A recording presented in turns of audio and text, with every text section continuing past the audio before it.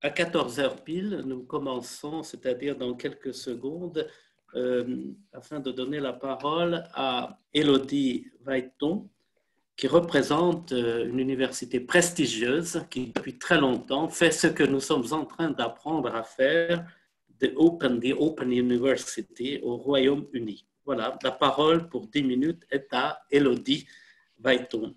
Son Merci. Voilà, merci. Merci beaucoup. Je vais partager l'écran de ma présentation. Est-ce que vous la voyez maintenant? Très bien. Oui, c'est parfait. C'est parfait. Oui. Alors, on commence.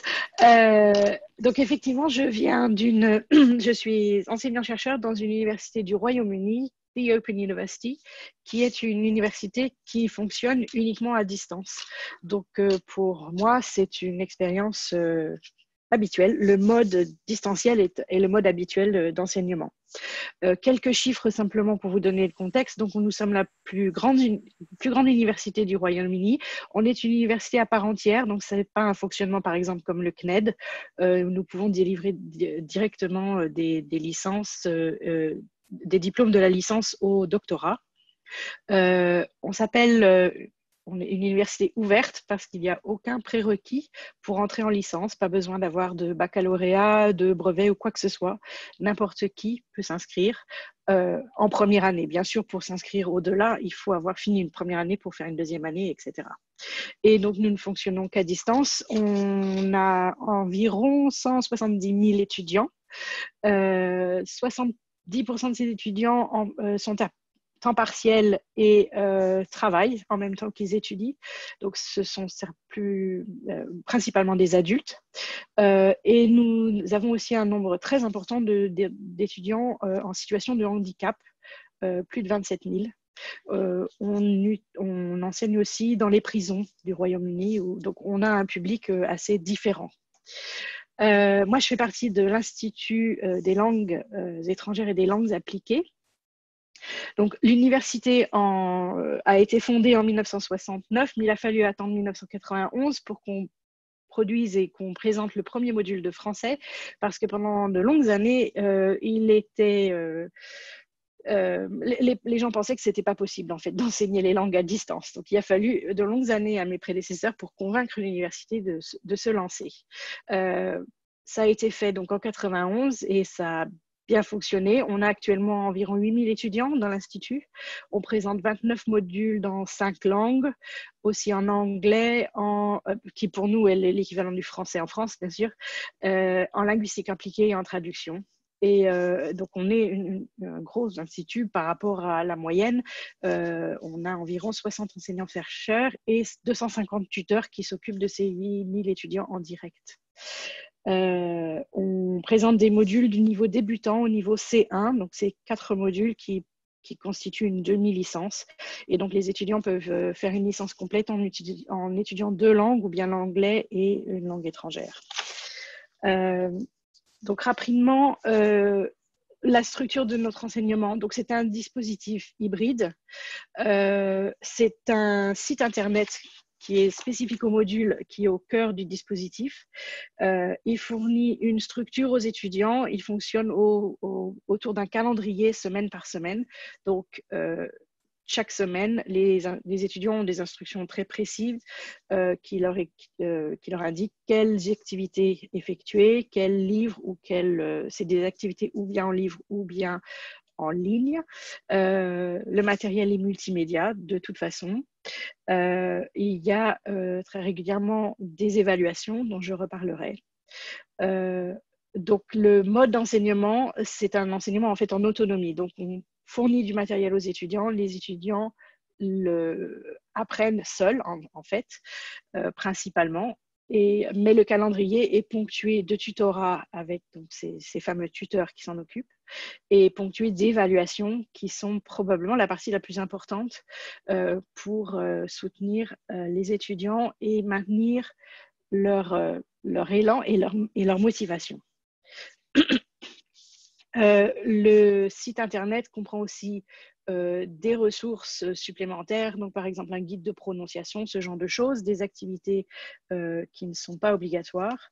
Et il y a aussi des outils de communication, donc évidemment l'outil de visioconférence pour les tutorats, mais aussi des forums de discussion où les étudiants peuvent soit poser des questions ou échanger avec les enseignants, mais principalement aussi échanger entre eux, donc pour qu'ils ne soient pas isolés.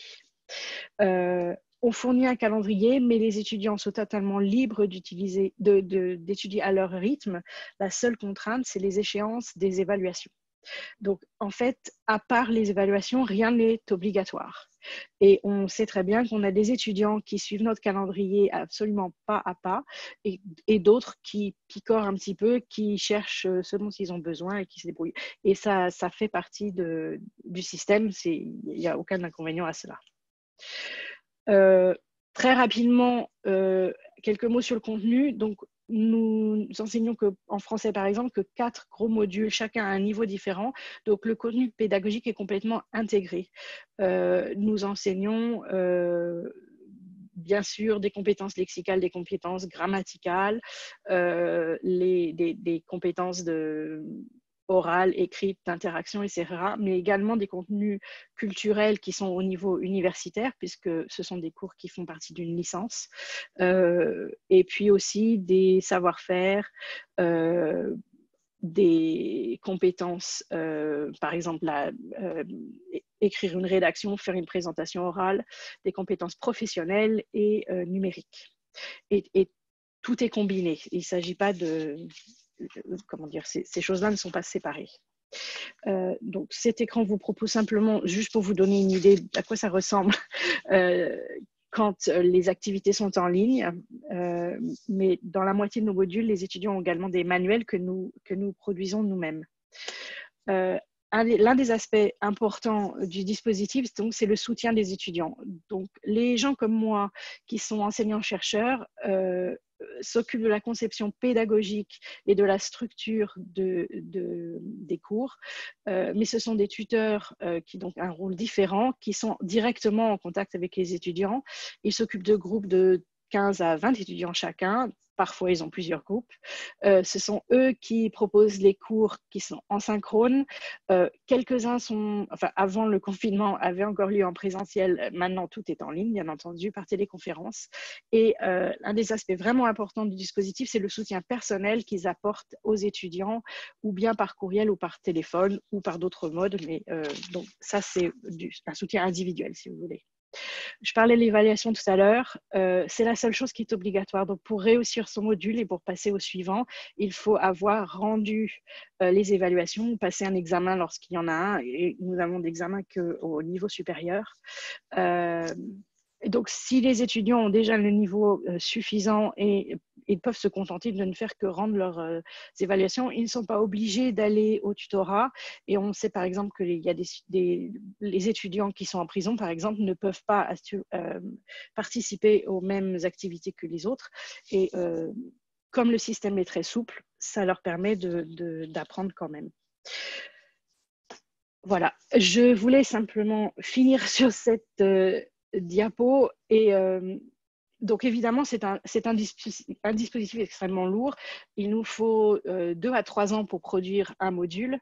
Nous avons des spécialistes du multimédia, des productions. On travaille par exemple avec la BBC, donc c'est quelque chose qui est extrêmement coûteux et qui est conçu pour fonctionner à très très large échelle, ce qui ne sera pas le cas de tous ceux d'entre vous qui m'écoutez.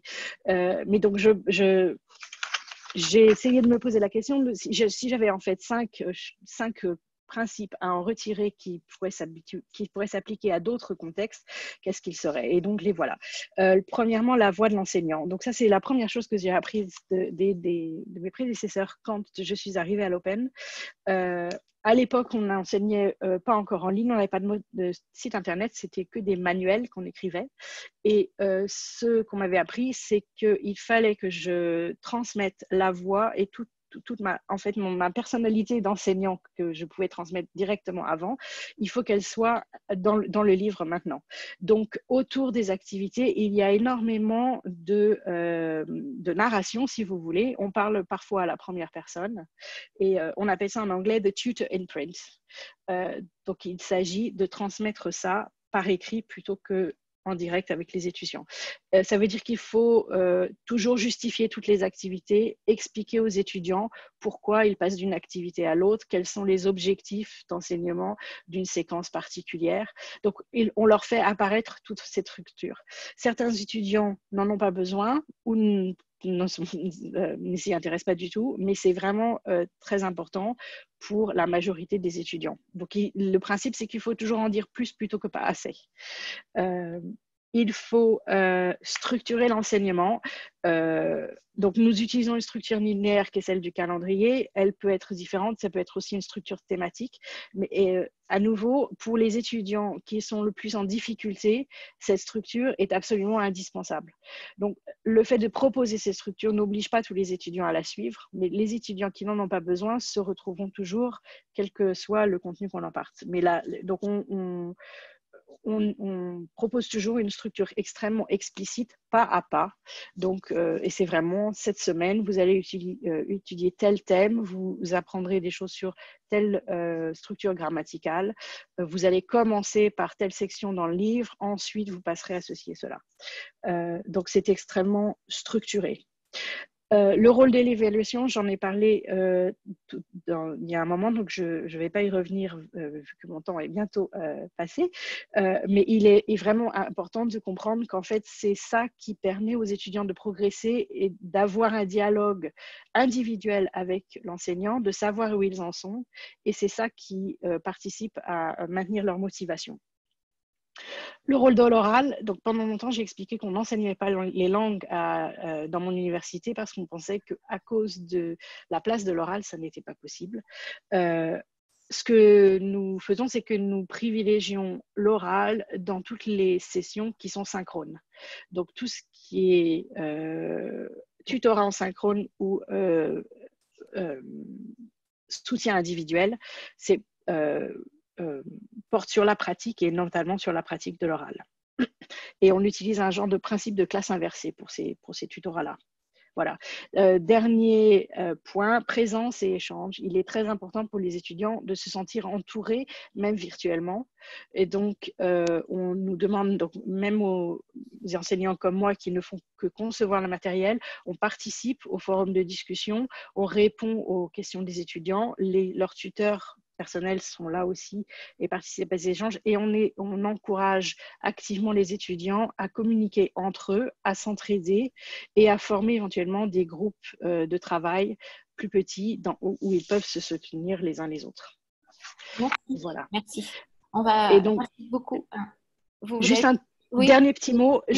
Nos cours, bien sûr, ne sont pas gratuits, mais nous proposons certains matériaux en ligne qui sont gratuits. Et donc, je vous ai mis sur ma dernière diapositive un lien vers un exemple de cours qui est en accès libre. Donc, si ça pourrait vous permettre de voir quelle est notre approche. Merci. Voilà. Merci. Il reste 3 toutes petites minutes pour les questions. Alors, il y en a beaucoup. Quels sont, je vous l'ai dit un petit peu à la suite comme ça, quels sont les outils que vous utilisez pour les visioconférences? À quelle fréquence les cours en présentiel ont-ils lieu? En quoi consiste-t-il précisément? Comment pilotez-vous l'entraînement à l'interaction orale? Dans quelle langue rédigez-vous les consignes? On verra si on a le temps d'en prendre d'autres après. Oui. Alors, l'outil de vidéoconférence en ce moment, c'est Adobe Connect.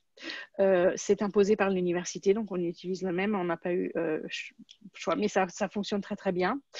La fréquence des cours en présentiel, ils sont de plus en plus rares parce que c'est l'aspect de l'enseignement qui coûte le plus cher et les étudiants ne sont pas très assidus en fait.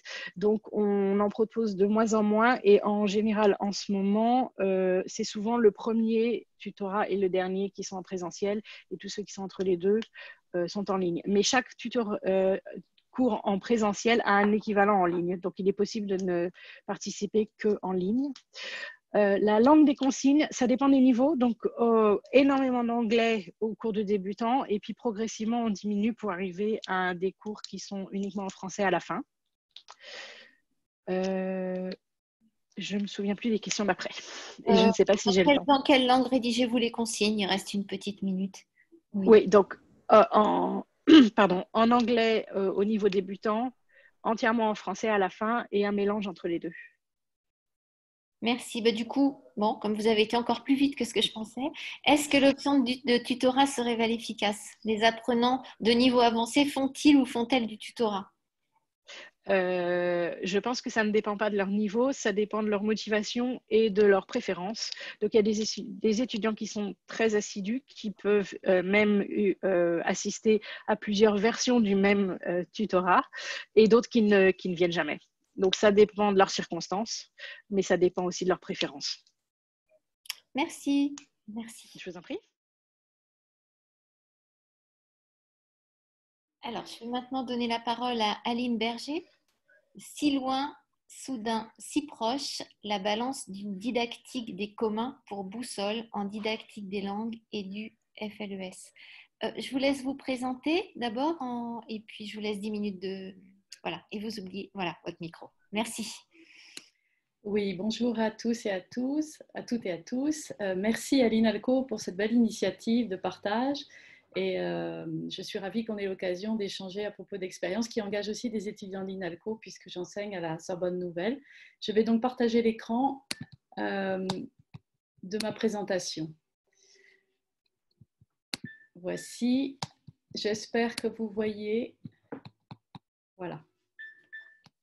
Oui, on voit très bien, oui. D'accord. Alors donc, mon propos va porter sur un retour d'expérience et de réflexion sur un cours de Master 1 de didactique des langues cultures, cours qui s'intitule Espace culturel et mondialisation, que je dispense dans le département de didactique du français langue étrangère à la Sorbonne Nouvelle, en présence et à distance, dans le cadre d'un master cohabilité de la Sorbonne Nouvelle, de l'INALCO et de l'Université Paris-Descartes, ex-Paris 5. Et j'ai choisi d'évoquer le cours de présentiel et son moment de bascule dans le téléenseignement, dans le moment très particulier et soudain du confinement, en tout cas pour Paris, pour la France et à la Sorbonne Nouvelle. Moment particulier et soudain qui a conduit à verser, basculer, dit-on, transformer aussi et mener à bien surtout l'enseignement présentiel en enseignement distanciel sur une période en fait très courte, du 9 mars au 9 avril 2020 et même si l'on tient compte des consignes officielles à partir du confinement du 16 mars. Donc on est passé d'une situation d'urgence à une situation de transition, mais je dirais que compte tenu de l'existence d'un cours analogue à distance et de la pratique du téléenseignement depuis 9 ans, je me suis trouvée, relativement à l'aise pour transformer, mais surtout ayant bénéficié des circonstances et de la coprésence des étudiants qui, malgré des conditions très complexes de vie et de travail, se sont trouvés présents jusqu'au bout.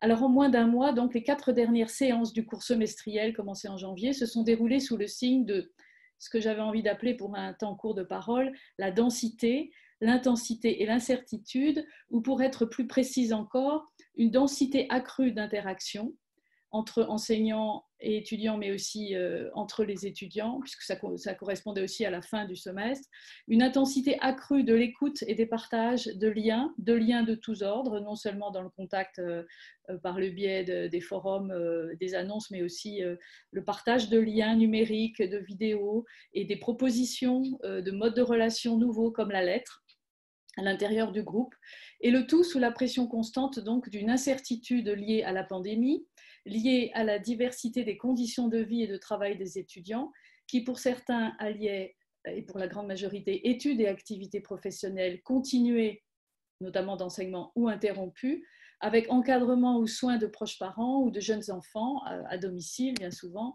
avec ou sans déplacement, et y compris retour dans les pays d'origine ou des pays d'appartenance familiale ou nationale.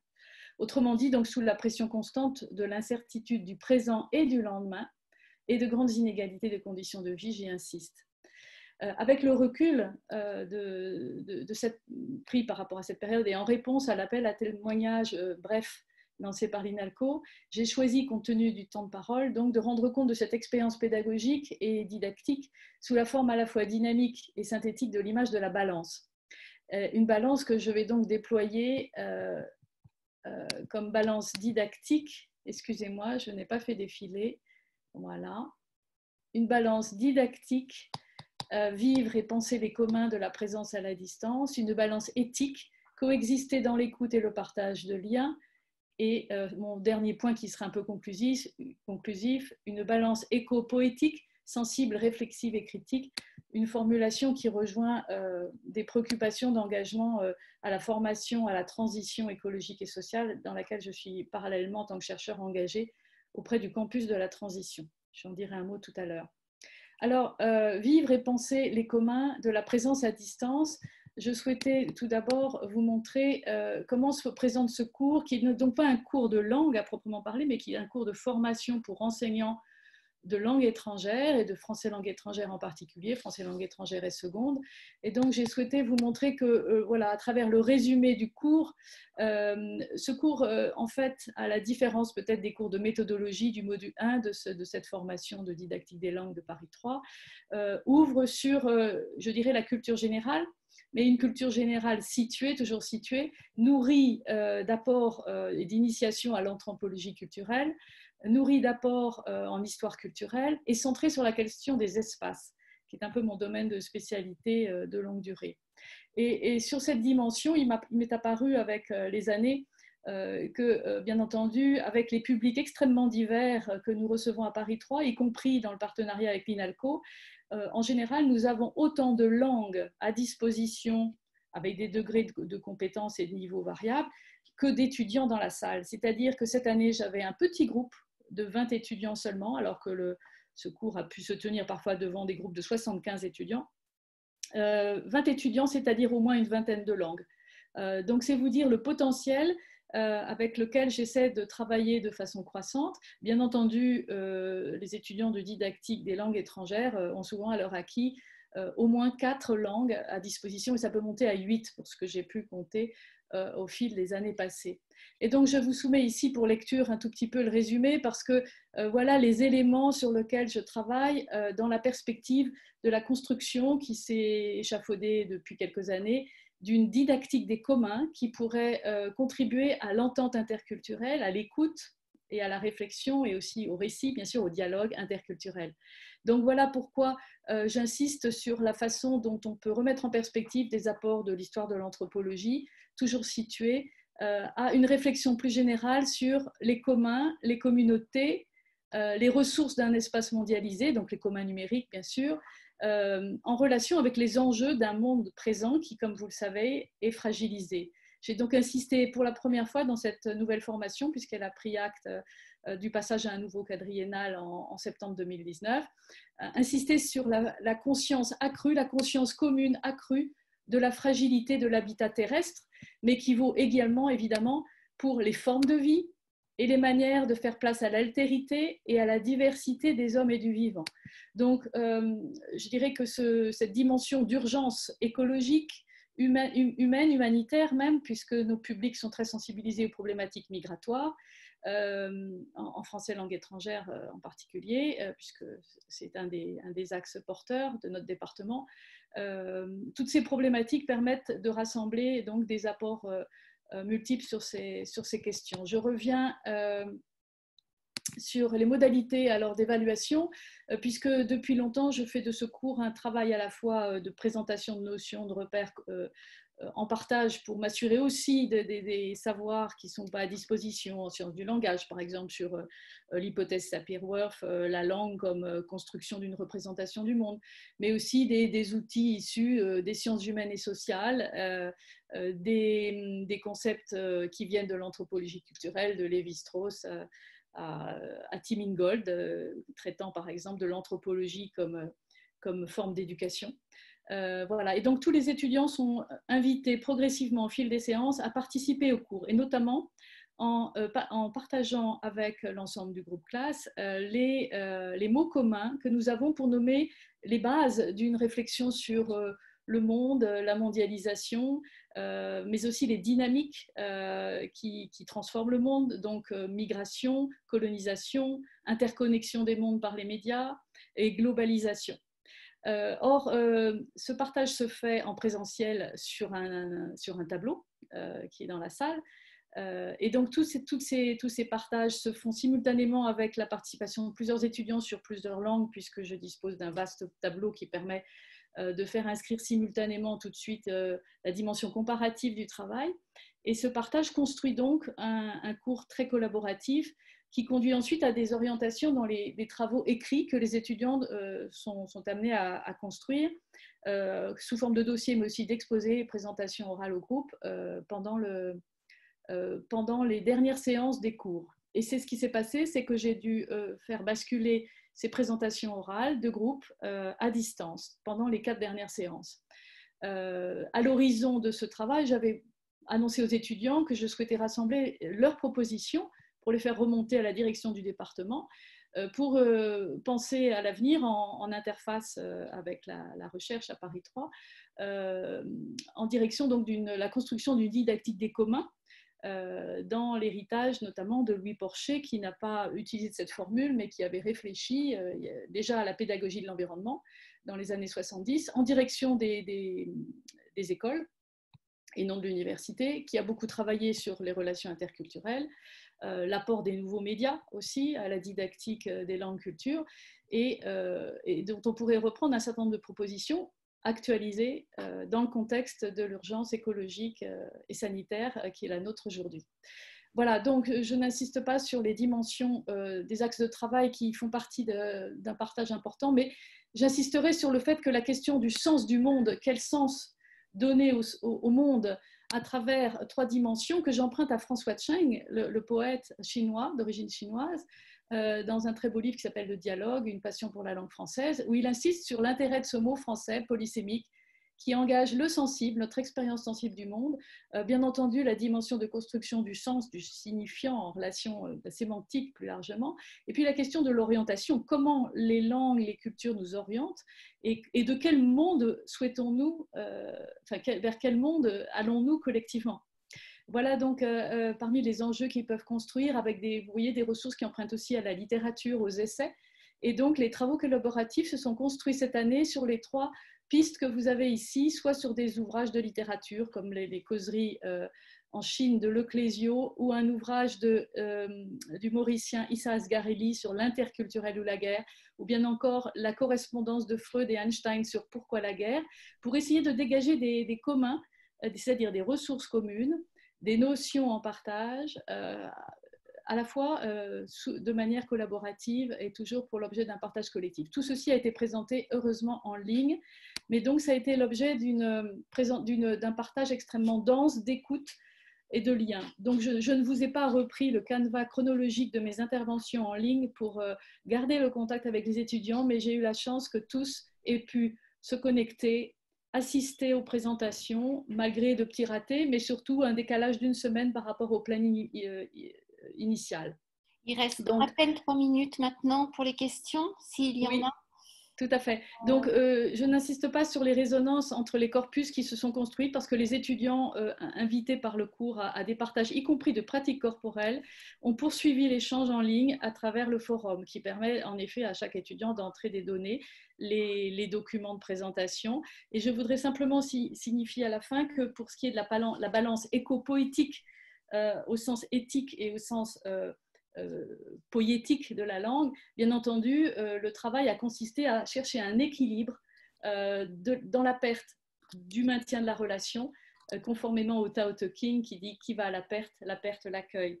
Bien entendu, il y a eu des drames tout de même. Chacun de mes groupes d'étudiants a été touché par le Covid, et dans ce groupe en particulier, il y a eu 3 cas touchés très près par ces enjeux. Je voudrais terminer néanmoins sur une note positive et dire combien ce moment d'intense partage très poétique a mis en balance précisément la capacité à s'ajuster à des situations qui ont été évidemment aussi douloureuses pour tous. Merci de votre attention. Donc on a juste 1 minute, donc une question. Que signifie, alors Thomas Ende nous demande ce que vous entendez par mot commun. Alors, précisément, c'est l'objet d'une interrogation. Un mot commun, c'est d'abord le mot commun au sens un mot d'usage ordinaire. Donc, parmi les fondamentaux des langues, on peut choisir des mots qui sont relativement alignables à un niveau débutant de langue. Le mot monde, le mot terre, le mot communauté. Donc voilà, donc des mots de ce type. Ensuite, par mot commun, justement, c'est la question de savoir comment ce mot peut être ou non partageable dans la traduction ou dans la comparaison avec une autre langue. Et c'est là que les langues deviennent des récits. Et donc, les étudiants venant, par exemple, exposer le mot monde ou le mot culture ou le mot cultiver dans différentes langues, en arabe, en chinois et en anglais, ça permettait de se reconnecter à des référents, à des imaginaires, à des récits, à des histoires différentes et de chercher à partir de là le plus petit commun dénominateur de l'expérience de ces mots en situation. Donc, c'est le commun compte tenu du singulier des langues cultures, compte tenu du singulier aussi des savoirs et des compétences propres aux étudiants. Et ça fait l'objet sans cesse d'un travail d'ajustement entre étudiants qui sont dans la même classe, issus du même, a priori, du même horizon culturel, mais qui ne sont pas originaires des mêmes régions, qui n'ont pas les mêmes compétences dans l'histoire des langues, par exemple sur l'histoire des idéogrammes chinois et sur la variété des familles lexicales et sémantiques qui peuvent être associées. Merci beaucoup. On va donc maintenant donner la parole à Shin Tai-Kang pour une communication intitulée « L'enseignant et sa formation en ligne, un avatar au service de la didactique ». À vous pour 10 minutes, je vous laisse vous présenter et puis ensuite on vous écoute. Merci. Merci Louise. Bonjour tout le monde, je m'appelle Shin Tai-Kang. Je suis docteur en sciences du langage et actuellement maître de langue à l'INALCO, où j'enseigne la langue coréenne dans le département d'études coréennes. Tout d'abord, je suis content de pouvoir échanger avec vous sur cette expérience inédite d'enseignement confiné des langues étrangères. Et comme vous tous, j'ai dû assurer tous mes cours de langue en ligne depuis le mois de mars. Je vais donc témoigner ici de cette expérience tout à fait personnelle, uniquement pour mon cours, et plus particulièrement parmi mes cours, avec mon groupe de 33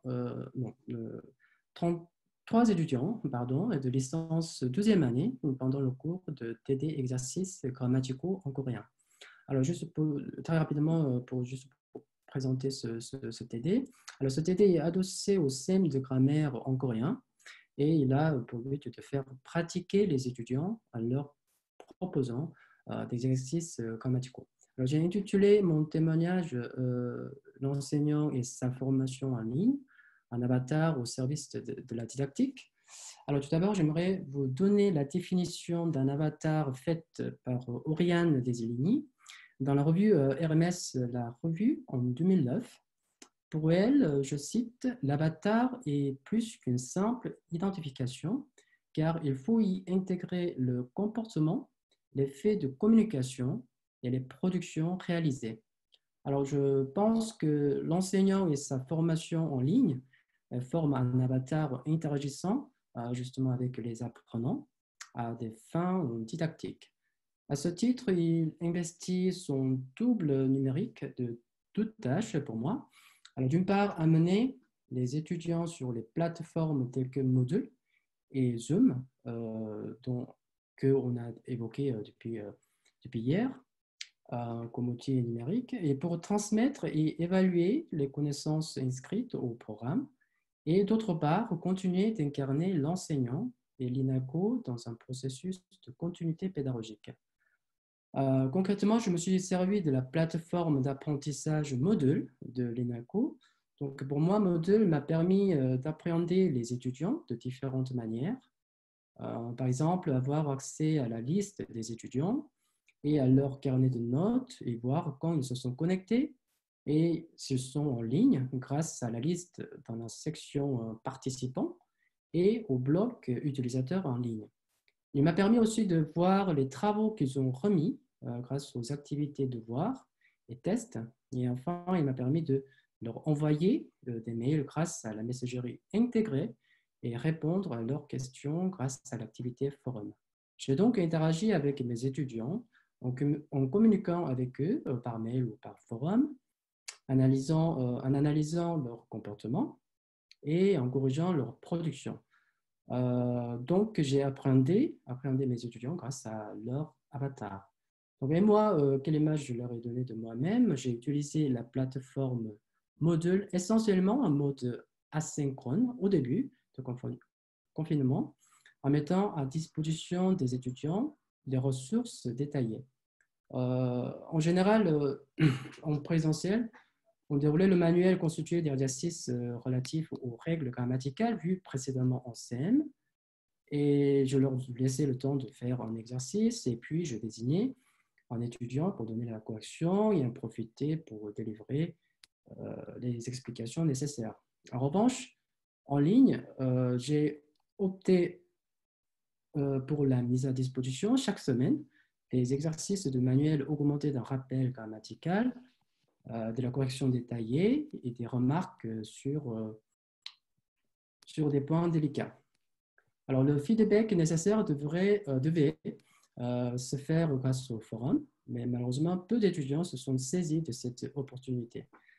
Alors, j'ai donc décidé, dès la 12e semaine de confinement, d'assurer une présence en ligne en mode synchrone, en planifiant une visioconférence avec le logiciel Zoom. Donc, cette prise de contact a été bienvenue pour moi comme pour les étudiants, parce qu'elle a permis de se voir au moins grâce à la vidéo que j'avais activée par défaut et d'échanger sur cette période de confinement. À ce moment-là, on peut dire que les contenus cognitifs de mon discours pédagogique a été dépassé par le contenu affectif. Donc, pour ma part, je dirais que nos avatars ont pris vie. J'ai poursuivi ces contacts en visioconférence chaque semaine à l'heure du cours, libéré de l'obligation de dérouler le manuel parce que sa version corrigée et augmentée est mise en ligne. Ces rendez-vous ont permis pour moi d'aborder des points précis du programme, de répondre aux questions des étudiants et de donner les consignes sur le déroulement de l'enseignement et de l'évaluation en confinement. Justement, cette évaluation s'est faite en contrôle continu avec un QCM que ma collègue et moi nous avons créé sous Moodle. Donc un QCM de 40 questions notées sur 20 d'une durée de 30 minutes. Alors les questions étaient de tout type, des questions à choix multiples, 4 propositions, une seule réponse possible, et des questions vraies ou faux. Donc nous avons constaté que la moyenne générale a été supérieure à celle du premier semestre. Je vois peut-être 12 explications pour moi à ces résultats. D'une part, les étudiants ont mis à profit cette période de confinement pour étudier et réviser. Et d'autre part, la nature même du QCM recentre le test sur la grammaire, justement en supprimant l'activité d'écrire. Finalement, on n'évalue qu'une seule compétence, justement à savoir les points de grammaire. Alors, quant aux possibilités de tricherie, alors, elle me semble faible parce que le logiciel Moodle, justement qui est conçu pour les validations certificatives, permet un paramétrage limitant la possibilité de copier en mélangeant à la fois les questions et les réponses. Le mode asynchrone nécessite évidemment une grande précision dans les consignes, mais le mode synchrone également. Parce que même si la classe est réunie en visioconférence, Zoom par exemple, chaque étudiant se retrouve seul chez lui à interpréter les consignes de l'enseignant. Il faut donc de la rigueur et de la bienveillance. Donc, simple certificatif, par exemple, se termine brutalement à l'heure programmée et l'enseignant ne peut pas accorder quelques minutes supplémentaires aux retardataires. Alors, la prise de parole en vidéoconférence qu'on a évoquée aussi dans ce séminaire. Alors, pour moi, la prise de parole en vidéoconférence me semble problématique aussi, parce que l'interaction en ligne est très codifiée. Il ne facilite pas la spontanéité, etc. Mais cette rigueur doit être compensée par une bienveillante chaleur humaine via les vidéoconférences, où on peut activer la vidéo pour accueillir les étudiants et par un paramétrage généraux des outils informatiques avec notamment la création d'un QCM d'entraînement pour une évaluation formative. Alors, malgré cela, le nombre de participants à mon cours, donc TD Exercices Grammaticaux, a progressivement baissé. Donc au début, 28 étudiants sur 33 à la première visioconférence, même ils n'étaient pas tous présents au début, et puis 20 ou 18 et enfin 13. Donc en revanche, il est assez difficile de soutenir la motivation des étudiants, surtout en ligne.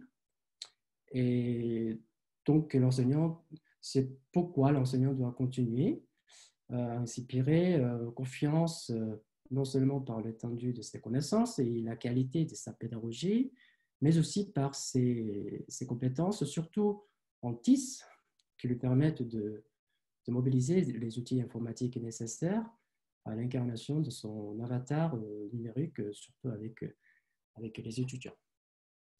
Je vous remercie, je m'arrête là. Merci beaucoup. Juste respecter les 10 minutes d'intervention. Alors, merci. Merci. Tatiana nous demande à quel niveau vous proposez des QCM.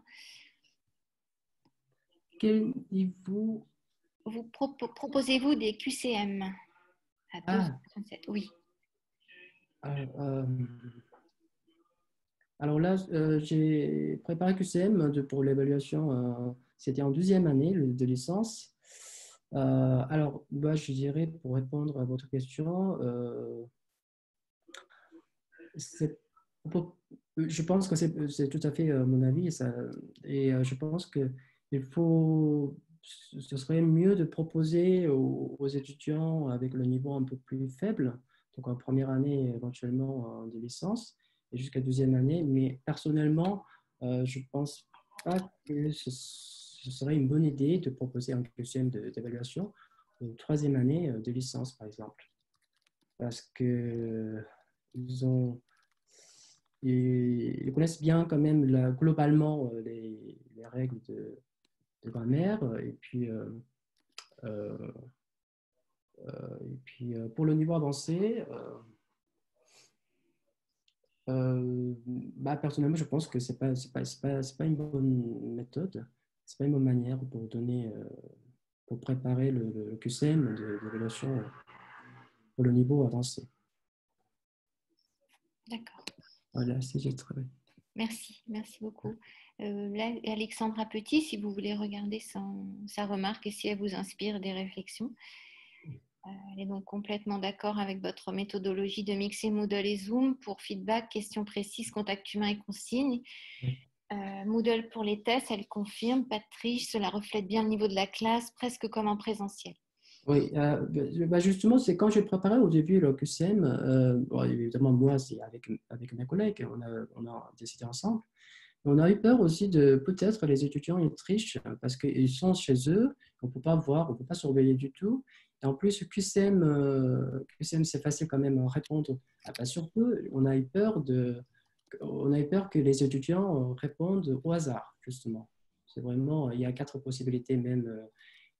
Voilà, on ne peut pas vraiment tester leurs compétences sur la grammaire. Si jamais ils répondent au hasard ou A ou B ou C, ça me fait peur aussi au début. Mais quand même, un petit avantage quand même quand on utilise la plateforme apprentissage de modules. Et comme je vous ai dit tout à l'heure, c'est vrai que ils mélangent en fait. Les questions se mélangent et les réponses se mélangent. Donc, même si un étudiant côte à côte avec son camarade qui passe ensemble l'examen en QCM, donc il ne peut pas vraiment voir. En plus, ça reste les phrases en coréen, donc il faut lire, il faut comprendre. Donc voilà, c'est un petit avantage qu'on utilise vraiment cette plateforme d'apprentissage module pour cette évaluation, donc QCM surtout. Il y en a encore le temps d'une dernière petite question. Avez-vous réussi à avoir un retour type enquête, sondage, mail pour savoir pourquoi certains étudiants ont décroché de Zoom? C'est Ariane de Rennes qui pose cette question. Oui. Alors,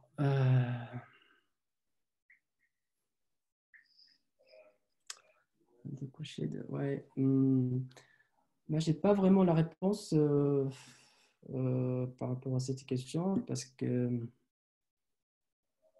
je ne peux pas vous dire que j'ai réussi à avoir un retour parce que je n'ai pas...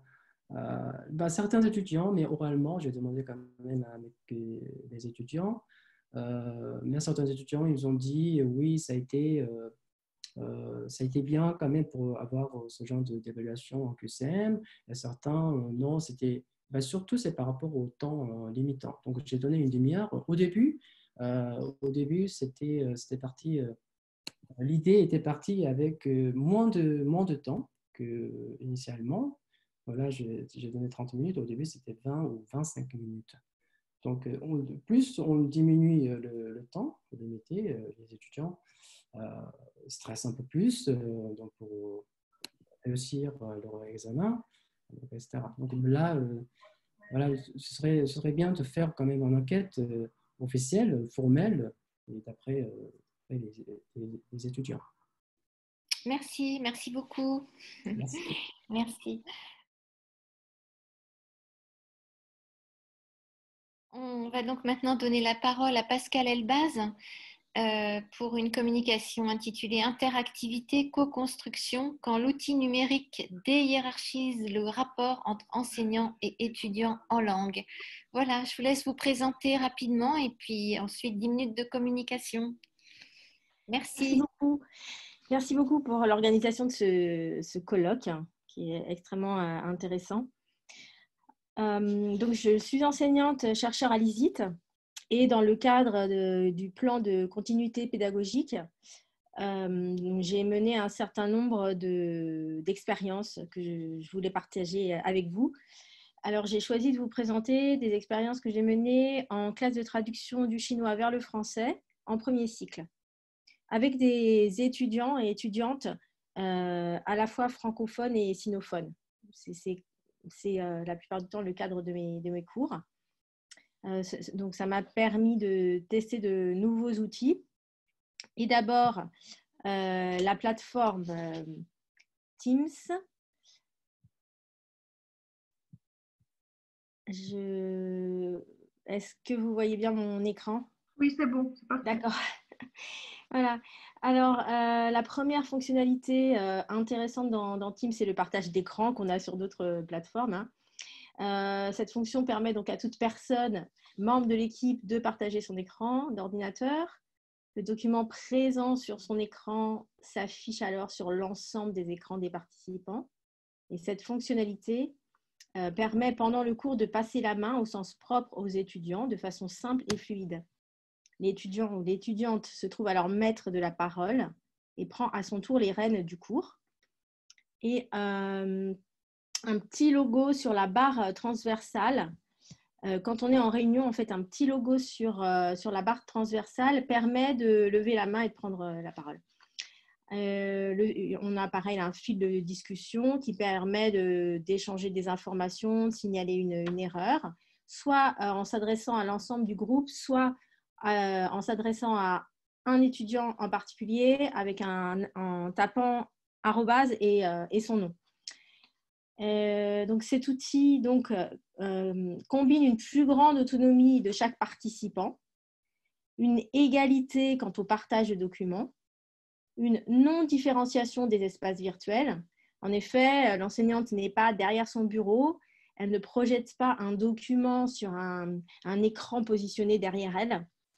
Elle n'occupe aucun espace particulier qui la différencierait des autres participants. Une autre fonction qui peut être... là, j'étais dans Fichier. Voilà. Quand on lance une réunion, on est là d'abord dans Publication et là, vous voyez le fil de la réunion. Une autre fonction à explorer est Fichier, qui fonctionne un peu comme un Doodle Doc, mais qui est intégré à la plateforme. Donc, l'étudiant volontaire peut se faire le greffier du groupe et écrire la traduction en temps réel qui se fait à l'intérieur de la classe virtuelle ou bien amender une traduction déjà faite. Pendant ce temps actif, les membres du groupe qui réfléchissent à la traduction ou à la correction vont chercher des documents à l'appui de leurs propositions et les partagent en copiant-collant dans la messagerie instantanée une expression ou un lien vers Internet, comme ici. Le cadre est alors celui de la co-construction de connaissances en ligne appliquée à la traduction. Et bien sûr, ce scénario pédagogique se travaille en amont et par des discussions avec les collègues utilisateurs de Teams et avec le responsable numérique. J'aimerais vous présenter un autre outil qui est une plateforme numérique entièrement dédiée à la traduction qui a été co-construite par des linguistes et des informaticiens. Donc, tout se fait en ligne sans avoir besoin de téléchargement. Il suffit de s'inscrire. Ensuite, on télécharge un texte en langue source. Il faut que je me reconnecte. On télécharge un texte en langue source et on invite les participants grâce à une option de partage avec différents statuts. Et donc, on prépare le texte auparavant en le segmentant. En fonction du type de texte, on va segmenter à la phrase ou au paragraphe. Les segments vont se retrouver ensuite dans le texte cible, où là encore, on va inviter nos participants à être des éditeurs grâce à la gestion des partages. On aura préalablement, alors là c'est moi, chacun est libre d'organiser comme il veut. Moi j'ai donné des fonctions, donc la fonction traducteur-traductrice, la fonction relecteur-relectrice. Donc les étudiants ont travaillé en duo. On était sur Teams pendant ce temps quand on avait besoin de discuter parce que la fonction chat n'est pas, c'est-à-dire messagerie, n'est pas très bien pour le moment.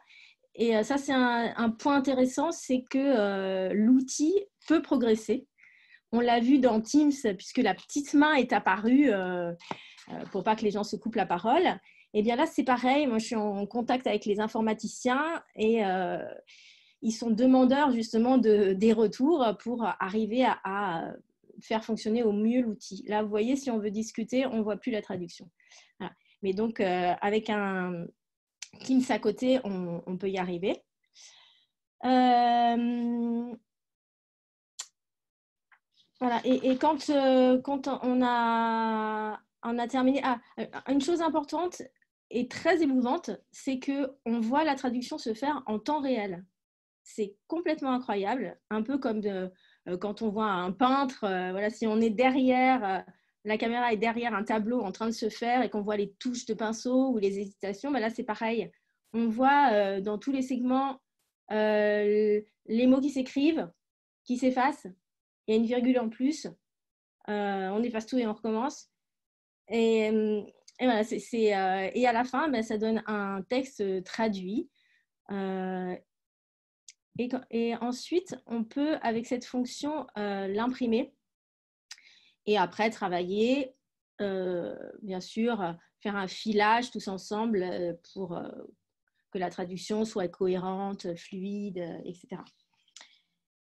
Alors, ce que cela m'a appris, donc j'ai pu tester 3 dimensions pédagogiques. D'abord, la prise en main de l'outil informatique qui accompagne la prise de parole. Et là, la métaphore de la prise en main est importante dans le rôle de maîtrise. L'étudiant prend le rôle du présentateur, de l'animateur. L'enseignant n'a pas d'outils supplémentaires, n'occupe pas d'espace à part. Elle est, ou il est comme chacun derrière son écran d'ordinateur. Deuxième chose, la collaboration entre tous les membres du groupe dans la classe virtuelle grâce au partage de la fonction d'édition d'un document écrit.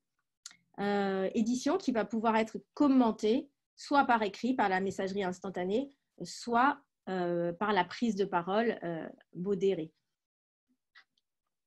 Le canal de l'équipe, comme je l'ai montré tout à l'heure avec Teams, le canal de l'équipe est réservé à une communauté. Et ça, c'est important aussi par rapport aux questions de protection des données. Et puis, troisième élément, l'interactivité de chacun et de chacune avec l'enseignante par les mêmes moyens, à savoir la messagerie instantanée et la prise de parole directe.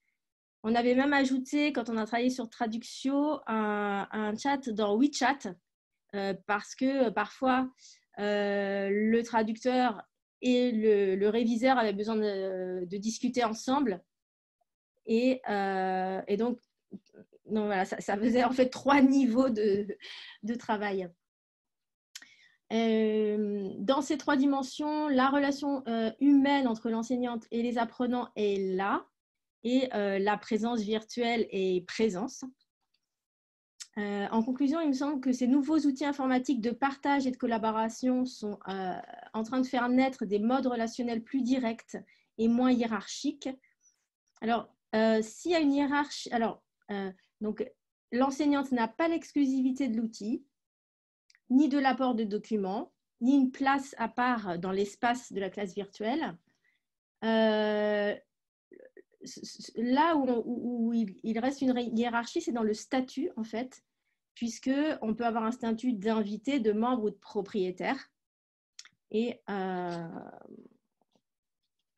donc, c'est là où cela change.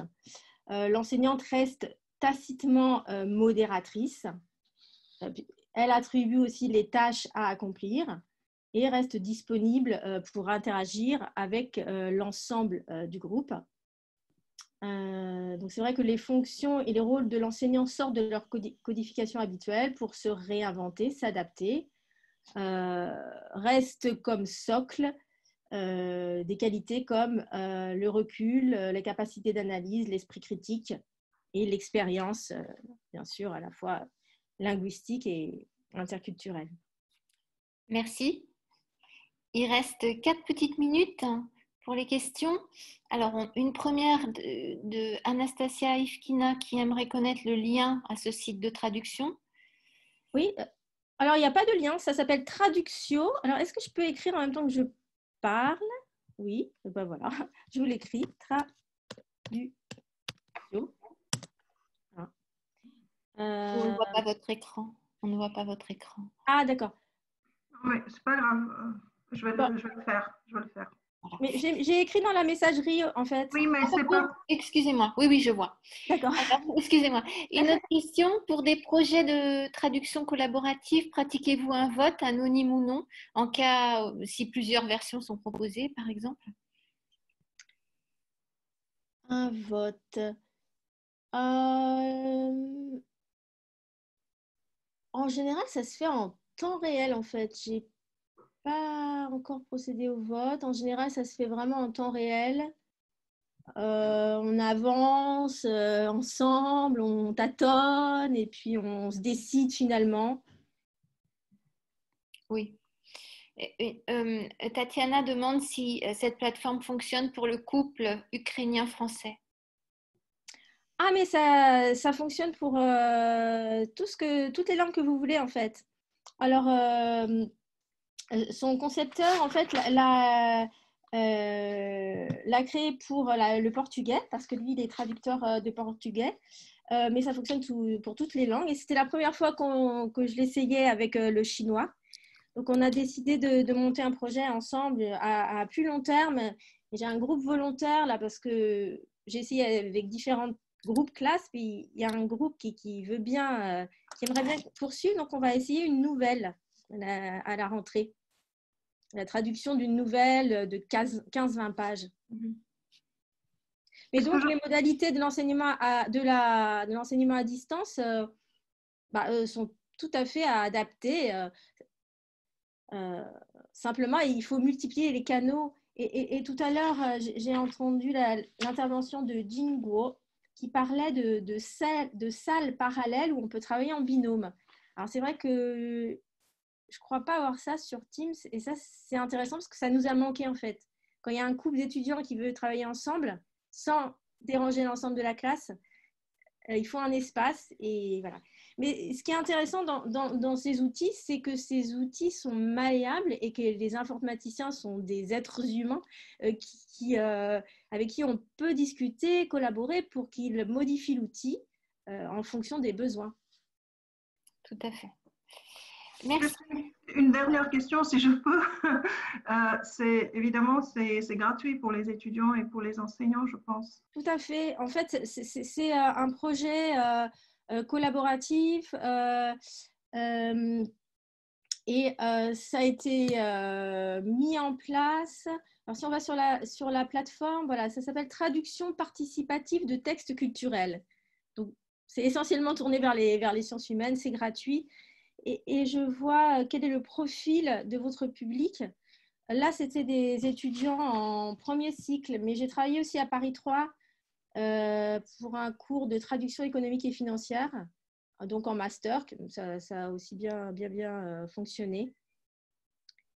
Et je discutais hier avec le concepteur, Philippe Delacour, et il me disait que c'est très peu gourmand en Internet. Ça, c'est très utile parce qu'il l'a testé dans plusieurs pays d'Afrique quand il va le présenter et ça fonctionne, mais en low début. Ah, c'est parfait. Merci beaucoup. Merci beaucoup. Merci à tous les quatre pour vos interventions et cette session très enrichissante et très agréable. Voilà. Merci de rester encore avec nous 2 petites minutes.